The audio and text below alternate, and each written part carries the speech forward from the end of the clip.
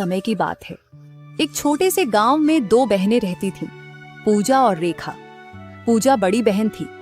उसके कम पढ़े लिखे होने के कारण उसकी शादी एक गरीब किसान सुरेश से हुई थी, जो दूसरों के खेतों में मजदूरी करता था।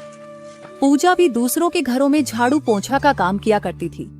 दोनों पति पत्नी मिलकर खूब मेहनत करते थे, तभी जाकर उनके घर में चूल्हा जलता था। वहीं छोटी बहन रेखा बहुत सुंदर थी, जिस कारण उसकी शादी एक अमीर व्यापारी महेश से हुई थी। शादी के बाद से ही रेखा को अपने रूप और धन का घमंड हो गया था।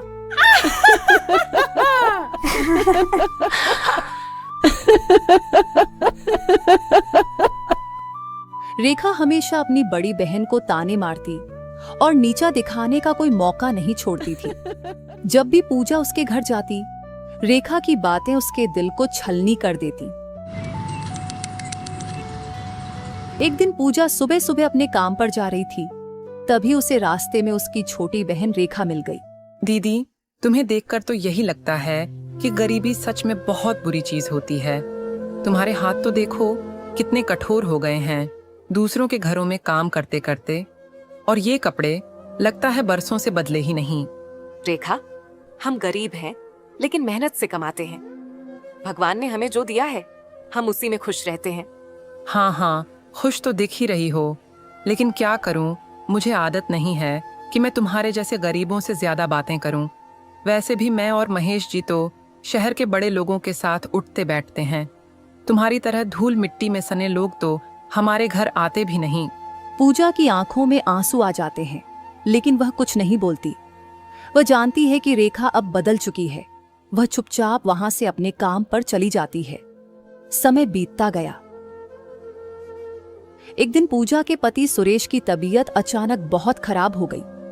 कई दिनों तक इलाज कराने के बाद घर की सारी जमा पूंजी खत्म हो गई। अब पूजा के पास खाने तक के पैसे नहीं बचे थे। रात का समय था। पूजा अपने पति के पास बैठी थी, जो खाट पर लेटे कराह रहे थे। पूजा, अब तो लगता है मैं ज्यादा दिन नहीं बचूंगा। हमारे पास अब कुछ भी नहीं बचा। बच्चे भी भूखे हैं। नहीं सुरेश, ऐसा मत कहो। मैं कुछ ना कुछ इंतजाम कर लूंगी। हाँ, मैं अपनी छोटी बहन रेखा से पैसे मांगने जाऊंगी, चाहे वो कुछ भी कहे। अगले दिन पूजा रेखा के घर जाती है। रेखा दरवाजे पर खड़ी होती है, जबकि पूजा अंदर जाने की इजाजत मांगती है। ओहो दीदी, क्या बात है? इस बार किस लिए आई हो? रेखा, सुरेश की तबीयत बहुत खराब है। हमारे पास इलाज के पैसे नहीं बचे हैं। बस थोड़े पैसे उधार दे दो, हम बाद में चुका देंगे। ओ दीदी, कितनी बुरी बात है, लेकिन अफसोस अभी तो मेरे पति सारा पैसा लेकर गांव की जमीन खरीदने गए हैं। तुम पहले आती तो शायद कुछ मदद कर पाती। लेकिन रेखा, तुमसे थोड़ा बहुत तो मिल ही सकता है। अरे दीदी, अगर मैं हर गरीब रिश्तेदार की मदद करने लगी तो फिर मेरा क्या होगा? पूजा की आंखों में आंसू आ जाते हैं। वह चुपचाप वहां से लौट जाती है। रेखा ने आज तक उसकी कभी कोई मदद नहीं की। एक दिन पूजा ने सोचा, रेखा ने तो पैसे देने से मना कर दिया। अब मैं क्या करूं? एक काम करती हूँ, मैं अपने बड़े भैया के घर जाती हूँ। वो मुझे पैसे देने से मना नहीं करेंगे। पूजा अपने बड़े भाई के घर पैसे मांगने निकल जाती है। भाभी, भैया घर पर हैं? नहीं, तुम्हारे भैया घर पर नहीं हैं। किसी काम के सिलसिले से शहर गए हैं। कोई काम है तो मुझे बताओ। भाभी, हमें कुछ पैसों की जरूरत है। सुरेश बहुत बीमार है। पूजा, तुम जानती हो कि तुम्हारे भैया घर पर नहीं है, और वैसे भी हमारे घर पर भी बहुत खर्चे होते हैं। हर किसी की मदद करना हमारे बस की बात नहीं है। भाभी, मैं कसम खाती हूँ, जैसे ही हालात सुधरेंगे मैं पैसे लौटा दूंगी।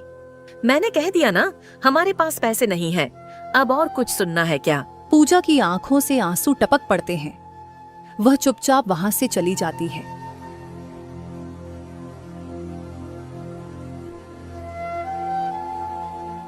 और अपने घर के दरवाजे के बाहर बड़े उदास मन से बैठ जाती है। उसे कुछ समझ नहीं आता कि वह क्या करे। गर्मियों की दोपहर थी। लू के थपेड़े चल रहे थे। गांव की गलियों में धूल उड़ रही थी। तभी एक बूढ़े साधु बाबा हाथ में भिक्षा पात्र लिए गांव में प्रवेश करते हैं। उनके चेहरे पर तेज था, पर उनकी हालत देखकर लग रहा था कि वह कई दिनों से भूखे हैं। सबसे पहले वह रेखा की हवेली के दरवाजे पर पहुंचते हैं। कुछ भिक्षा दे दो, कई दिनों से भूखा हूँ। चले आते हैं भिखारी कहीं से भी, ये हवेली कोई दानशाला थोड़े ही है। फिर निराश होकर वहां से आगे बढ़ जाते हैं। वह धीरे धीरे चलते हुए पूजा की झोपड़ी के सामने पहुंचते हैं। बेटी, कुछ खाने को मिलेगा? बाबा कृपया बैठ जाइए, मेरे पास ज्यादा कुछ नहीं है, पर जो भी है आप स्वीकार कीजिए। पूजा अंदर से थोड़ा सत्तू और गुड़ लाकर बाबा को देती है। बेटी, तूने तो मेरा हृदय प्रसन्न कर दिया। मैं तेरे उपकार का बदला कैसे चुकाऊं? बाबा, मेरे घर में मेरे पति कई दिनों से बीमार हैं। मैंने सबसे मदद मांगी, पर किसी ने मेरी मदद नहीं की। आप उन्हें बस आशीर्वाद दे दीजिए कि वह बहुत जल्दी ठीक हो जाए। मुझे और कुछ नहीं चाहिए। साधु बाबा अपनी झोली में हाथ डालते हैं और एक चमकता हुआ मिट्टी का घड़ा निकालते हैं। बेटी, ये घड़ा तेरे लिए है, तुम इसे रख लो। पर बाबा, मैं इस घड़े का क्या करूंगी? पहले से ही मेरे घर में घड़े रखे हुए हैं। बेटी, ये कोई साधारण घड़ा नहीं है। ये तुम्हारे घर में प्रवेश करते ही तुम्हारे हर दुख को दूर कर देगा, और इस घड़े में से जो भी निकलेगा वह तुम्हारे कर्मों का फल होगा। इतना कहकर साधु बाबा वहां से अचानक गायब हो जाते हैं।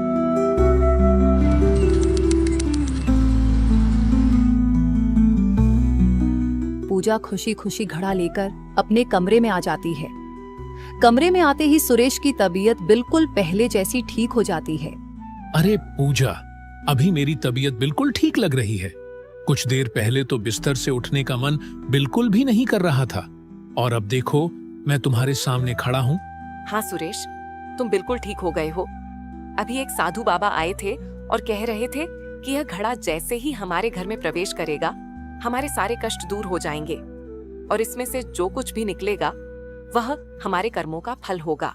अरे पूजा, वाकई में यह घड़ा तो जादुई घड़ा है। हाँ जी, सच में यह जादुई घड़ा है। अब चलो मिलकर इस घड़े को खोलते हैं, देखते हैं इसमें क्या निकलता है। पूजा धीरे धीरे घड़े पर रखा लाल कपड़ा हटाती है। अचानक उसमें से सोने के सिक्के झरने की तरह गिरने लगते हैं। दोनों अवाक रह जाते हैं। हे भगवान, यह तो किसी वरदान से कम नहीं है। ए जी, वह बाबा तो भगवान के रूप में आए थे। देखिए, हमारे कर्मों का फल देकर गए हैं। अब इन सोने के सिक्कों से हम कोई अच्छा काम करेंगे। लेकिन पूजा बहुत समझदार थी। उसने तुरंत यह फैसला किया कि वह इस धन का उपयोग लापरवाही से नहीं करेगी, बल्कि एक अच्छा व्यापार शुरू करेगी ताकि यह संपत्ति लंबे समय तक बनी रहे। हाँ पूजा, अभी गर्मी का मौसम है, तो इस मौसम में हम छाछ, नींबू पानी और शरबत बेचने का कारोबार करेंगे। इस मौसम में हमारा व्यापार अच्छा चलेगा। और इस तरह उस जादुई घड़े के आगमन से पूजा और सुरेश के जीवन में खुशहाली लौट आई। उनके नेक कर्मों का फल उन्हें सोने के सिक्कों के रूप में मिला, जिसने उनकी गरीबी को हमेशा के लिए दूर कर दिया। पूजा ने उस धन का सदुपयोग किया और एक सफल व्यवसाय शुरू किया, जिससे उनका परिवार सुख समृद्धि से जीवन बिताने लगा। यह कहानी हमें सिखाती है कि निस्वार्थ सेवा और अच्छे कर्मों का फल हमेशा मीठा होता है, और सच्ची दौलत विनम्रता और संतोष में ही निहित है।